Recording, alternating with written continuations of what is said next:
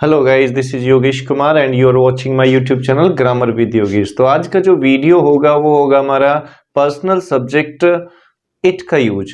देखते हैं इट का यूज किस तरह से किया जाता है। इट का यूज करने से पहले आपको मैं बता देता हूं इट कहाँ यूज किया जाता है।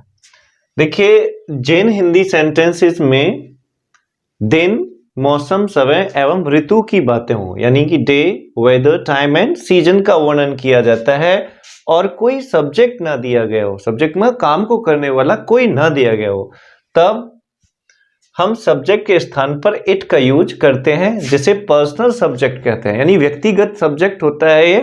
तब सब्जेक्ट नहीं होगा तो बिना सब्जेक्ट के सेंटेंस बन नहीं सकता, तो ये हमारे द्वारा लगाए जाने वाला एक पर्सनल सब्जेक्ट होता है और इस स्थिति में इट का कोई हिंदी मीनिंग नहीं होता है। ठीक है, इट हमेशा सिंगुलर यानी एक वचन होता है। तो पहले बारी बारी से हम देखेंगे कि दिन के साथ कैसे इसका यूज किया जाता है। तो एग्जाम्पल देखते रहेंगे, समझते रहेंगे। जैसे कल शनिवार था। अब ये इसमें कोई भी नाउन या प्रोनाउन सब्जेक्ट नहीं है। ठीक है, और सीधा सीधा किसका वर्णन किया जा रहा है? यहां पर किया जा रहा है इट का यूज।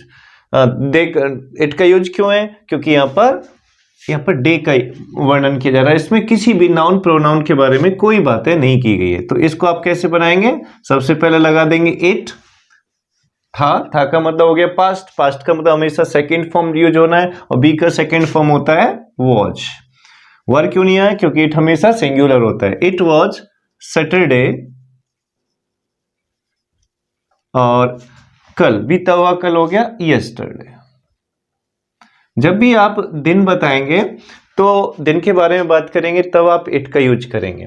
अगर मैं इसको कर दूं, इसी सेंटेंस को कल शनिवार होगा, यहां पर होगा यानी फ्यूचर में ले जाते हैं हम इसको। तो यहां से बस आपको क्या चेंज करना है? ये चेंज करना है, क्योंकि फ्यूचर का मतलब क्या होता है? Will, shall plus first form. तो it will be, be main verb हो जाएगा क्योंकि होना के लिए क्या लगाते हैं? Be. It will be Saturday, और आने वाला कल है तो हो जाएगा टुमारो। अगर है कर देंगे तो जहां पर विल बी और वॉज लिख रहे हैं यहां पर आप इज कर देंगे। और देख लेते हैं एग्जांपल। कल मेरा जन्मदिन है। तो यहां पर केवल और केवल जन्मदिन की बात हो रही, किसी नाउन प्रोनाउन के वर्णन इसमें नहीं किया जा रहा है। तो अफर्मेटिव सेंटेंस सब्जेक्ट लगा देंगे इट इज माय बर्थडे, और आने वाला कल है तो again tomorrow.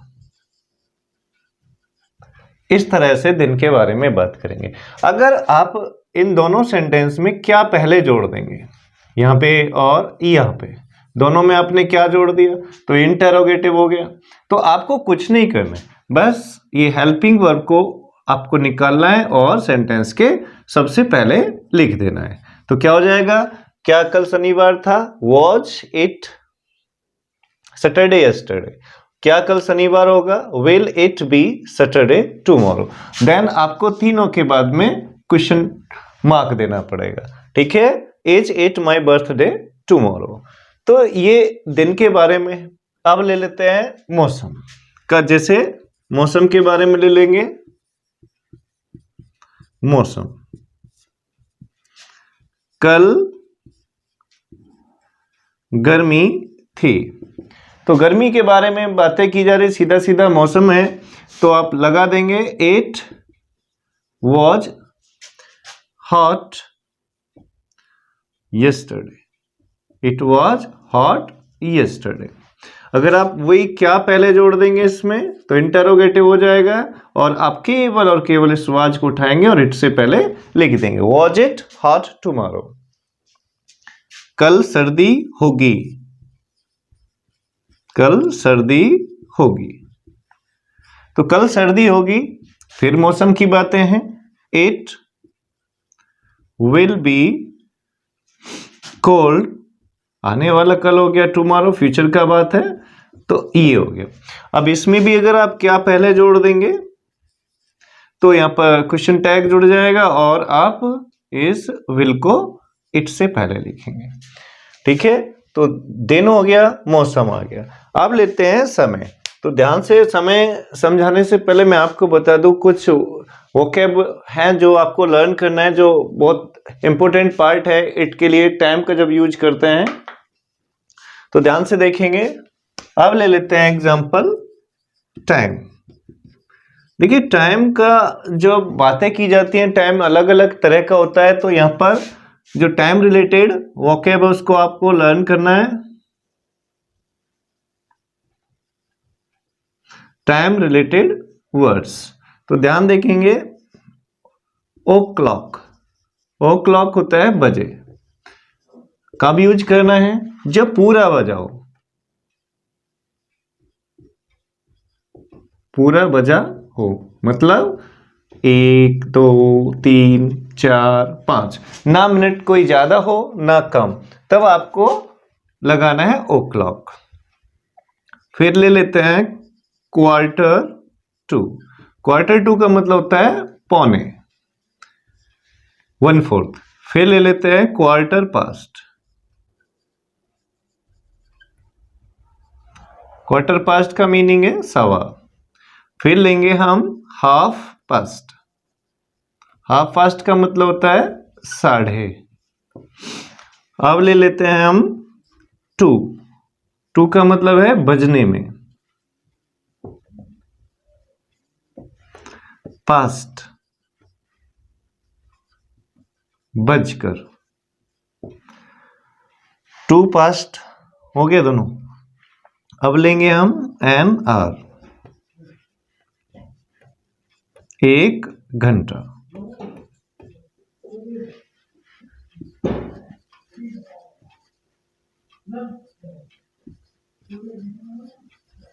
Half N R, आधा घंटा। मिनट्स,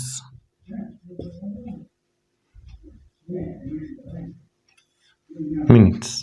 तो ये टाइम रिलेटेड वर्ड्स हैं। ये वर्ड्स बड़ा इंपॉर्टेंट पार्ट प्ले करते हैं इट के यूज में। तो एक एक करके हम देखेंगे कि कैसे किस वर्ड का यूज किया जाता है। पहला है ओ क्लॉक। ओ क्लॉक का यूज कब करेंगे? जब पूरा बजा हो, ना 1 मिनट ज्यादा हो या 1 मिनट कम। जैसे 1 2 3 4, ठीक है। जैसे 4 बजे हैं, या 4 बजे थे, या 4 बजे होंगे। कोई सा भी टेंस है उसी के टेंस के अकॉर्डिंग वर्ब्स चेंज हो जाएंगे। इसमें देखो 3 पार्ट कर दिया मैंने, बजे हैं, बजे थे, बजे होंगे। तो तीनों टेंस को हम साथ में लेके चल रहे हैं। 4 बजे हैं, केवल टाइम की बातें की जा रही है, तो आपको करना है 8 एज। 4 बजे है, ना 1 मिनट कम है ना ज्यादा है, तो आपको यूज कर देना है ओ क्लॉक, बजे के लिए। तो 4 बजे हैं, 4 बजे थे के लिए वॉच कर देंगे, और 4 बजे होंगे के लिए आप करेंगे विल और बी। बी का मतलब हो गया मेन वर्ब, होना। ठीक है, 4 ओ क्लॉक, 4 ओ क्लॉक। अब ये जो कॉमा लगा हुआ है इसका मतलब होता है एफ। इसका मतलब है 4 ऑफ क्लॉक, ऑफ। अब आगे देखेंगे क्वार्टर टू का यूज। जैसे पौने 5 बजे हैं, या थे, या होंगे। तीनों टेंस हम एक साथ लेके चलेंगे, तो केवल टाइम की बातें की जा रही हैं। तो अब ध्यान रखें, पौने 5। पौने 5 का मतलब क्या हो गया? 4:45, यानी ना तो पूरे 4 बजे हैं ना 5 बजे हैं। तो आप करेंगे 8 एज, या वॉच, या विल बी। पौने को बोलेंगे क्वार्टर टू, क्वार्टर टू। और क्या बचा? 5। अब यहां पर आपको ओ क्लॉक नहीं यूज करना है। सेम यूज है आपका क्वार्टर पास्ट का, यानी सवा। 10 बजे हैं, या थे, या होंगे। तो अब क्या करना है आपको? 10:15 बजे, केवल और केवल टाइम है, पूरा बजा हुआ है, ना ज्यादा है ना कम है। तो 8 एज, थे होगा, पास्ट में लेके जाना है तो वॉज, और फ्यूचर में लेके जाना है तो विल बी। क्या बचा? सवा। सवा को क्या बोलते हैं? Quarter past. Quarter past. अब क्या दे देना आपको? 10। बस बन गया सेंटेंस। अब ले लेते हैं हाफ पास्ट। 9:30 बजे हैं या थे या होंगे। अब इसमें भी टाइम की बातें की जा रही हैं। सेम कुछ नहीं करना है, आपको बना देना है सबसे पहले सब्जेक्ट 8, एज, या पास्ट में था या फ्यूचर में विल बी, तीनों में से एक। 9:30 को बोलेंगे हाफ पास्ट। Half past 9। ठीक है, ये हो गया।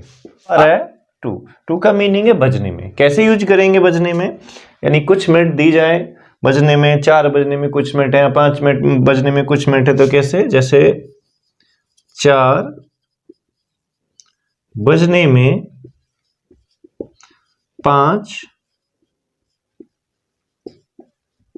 मिनट हैं या थी या होंगी। तीनों टेंस हम साथ में लेके चलेंगे। तो 4 बजने में 5 मिनट हैं। अब 4 पूरा नहीं बजा है तो ओ क्लॉक तो लगेगा नहीं। अब ध्यान देना है बजने में का यूज क्या करना है। यहां पर करेंगे टू, तो ले लेंगे सब्जेक्ट पहले 8, एज, पास्ट में वॉज, फ्यूचर में विल बी। अब क्या करना है? अब लगाना है आपको बजने में। 8 एज, मिनट लेंगे पहले 5 मिनट, 5 मिनट्स।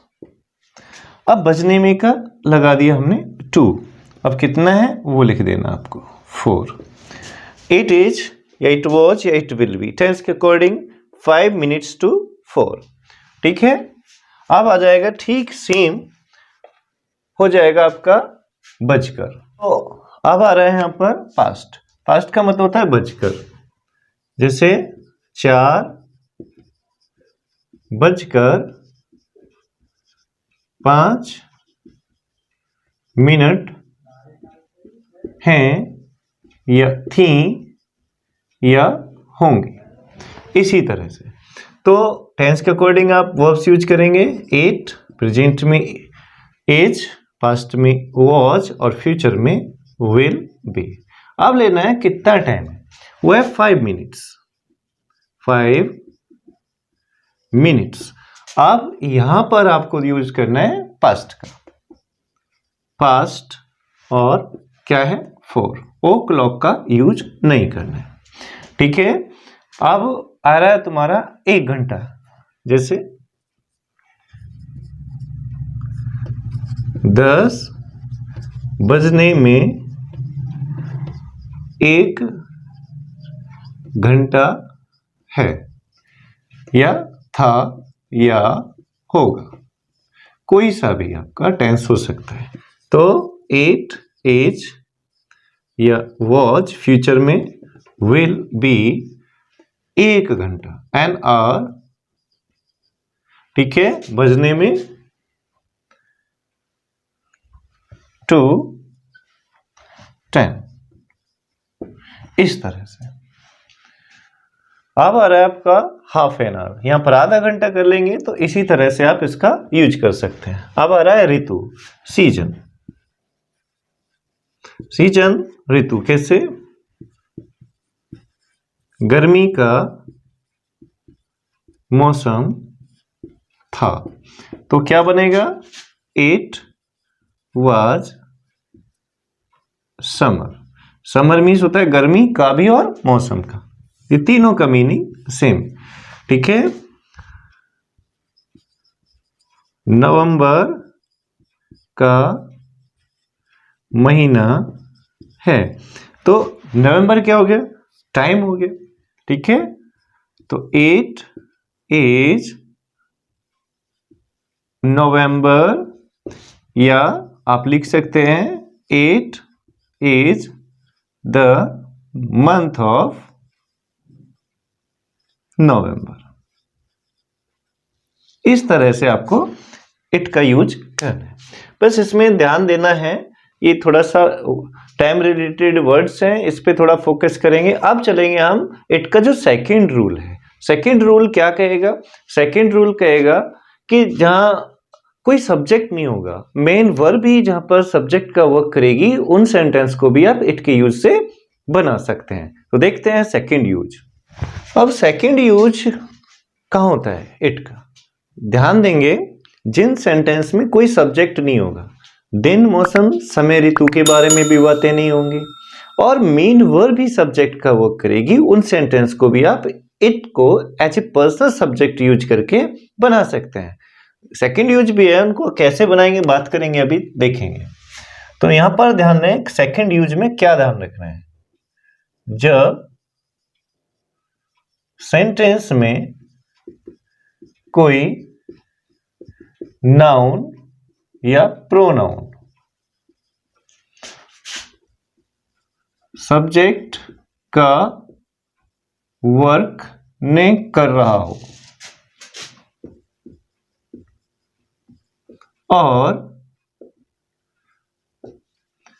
और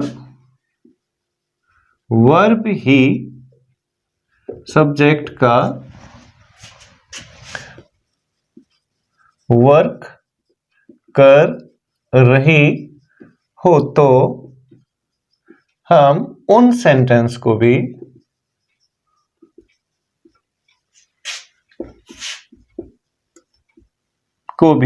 पर्सनल सब्जेक्ट इट के यूज से बना सकते हैं। जैसे यहां पर ध्यान देना है, कोई नाउन प्रोनाउन इसमें सब्जेक्ट नहीं होगा, वर्ब भी सब्जेक्ट का काम करेगी। एग्जाम्पल से समझेंगे। और ये जो यूज है इट का, इसको जीरेंड से भी आप बनाएंगे, वो आगे का टॉपिक है, आगे जैसे जैसे पढ़ते जाएंगे वो डिस्कस करते जाएंगे। एग्जाम्पल से समझेंगे आप। जैसे दौड़ना आसान नहीं था। दौड़ना आसान नहीं था, तो आसान क्या नहीं था? दौड़ना। और दौड़ना क्या होता है? एक होती है वर्ब होती है। क्या होती है? वर्ब। ठीक है। तो अब इसमें कोई भी नाउन या प्रोनाउन सेंस होने वाला कोई भी इसमें सब्जेक्ट नहीं है। जैसे मोहन, श्याम, राम, कोई एनिमल या कोई भी चीज इसमें नहीं है। तो आपको क्या काम करना है? कुछ नहीं करना है, जहां तक ना रहे यहां तक इस पोर्शन को छोड़ देना है। आपको यहां से देखना है। ये सेंटेंस है नेगेटिव। नेगेटिव के स्ट्रक्चर सबसे पहले आता है सब्जेक्ट, और सब्जेक्ट इसमें है नहीं, तो हम पर्सनल सब्जेक्ट क्या लगा देंगे? इट। और इट हमेशा होता है सिंगुलर, तो यहां वाजी आना है। अब आगे नेगेटिव, नॉट आसान, इजी। अब क्या काम करेंगे? आप इस पोर्शन को जहां तक ना रहे इसको छोड़ रहे हैं, तो इसको हम टू लगा के इधर की तरह रिवर्स कर देंगे, टू रन। ठीक है, आगे देखते हैं। पढ़ना कठिन होता है। क्या होता है? कठिन पढ़ना। और रीड या स्टडी करना, पढ़ना होता है, तो ये मेन वर्ब हो गया, एक तरह से वर्ब है। ठीक है। अब यहां पर कोई सब्जेक्ट नहीं है, तो ना तक आप छोड़ देंगे सेंटेंस को, इसको बनाएंगे। अफर्मेटिव सेंटेंस है, इट इज डिफिकल्ट। अब यहां से आप टू अपने पास से लगाएंगे, टू इन्फिनिटिव होता है, और इधर की तरह रिवर्स हो जाएंगे, टू रीड या स्टडी करना। ठीक है। और देखते हैं, पेड़ पर चढ़ना खतरनाक होगा। सारे टेंस ले लेंगे। पेड़ पर चढ़ना खतरनाक होगा। खतरनाक क्या होगा? पेड़ पर चढ़ना। आपको ना तक सेंटेंस को छोड़ देना है। ठीक है। आपको केवल ये पोर्शन बनाना है, तो क्या बनेगा? इट विल बी, खतरनाक को बोलते हैं डेंजरस। ठीक है। अब इन्फिनिटिव टू लगाना अपने पास से, और इधर की तरफ रिवर्स हो जाना। चढ़ना को क्लाइंब बोलते हैं। अब पेड़ पर के लिए लगेगा यहां पर इनटू, क्योंकि उसके अंदर जाएंगे और मोशन होगा इनटू द ट्री। पेड़ पर चढ़ना खतरनाक होगा। It will be dangerous to climb into the tree. बड़ों का सम्मान करना हमारा कर्तव्य है या होता है। अब देखिए हमारा कर्तव्य क्या होता है, बड़ों का सम्मान करना। आप ना तक सेंटेंस को छोड़ेंगे और यहां पर ध्यान रखें आपको इन्फिनेटिव टू लगाना और रिवर्स होना। फर्स्ट पार्ट ये बनाइए, हमारा कर्तव्य है, it is our duty, it is our duty. Infinitive लगाइए टू और फर्स्ट सम्मान करना को बोलते हैं रेस्पेक्ट द एल्डर्स, बड़ों को बोलते हैं द एल्डर्स। ठीक है। अब ये जो सेंटेंस लिखे हुए हैं इनमें वर्ब ही सब्जेक्ट है और जब वर्ब को हम सब्जेक्ट बना नहीं सकते तो ध्यान रखना है आपको कि इन सेंटेंसों में भी आप इट को एज ए सब्जेक्ट यूज कर सकते हैं। ठीक है, लेकिन ये ज्यादा स्टैंडर्ड नहीं है, इसके लिए ये जो सारे सेंटेंस लिखे हैं इनको जीरेंट से भी आप बनाएंगे। जैसे हम डिटरमाइनर्स में पहुंचेंगे तो इनका स्टडी करेंगे। फिलहाल आज का वीडियो केवल इतना ही है। अगर वीडियो अच्छा लगा हो तो वीडियो को लाइक करें, चैनल को सब्सक्राइब करें, अपने जो फ्रेंड उनको शेयर करें। Thank you for watching the video. See you next video.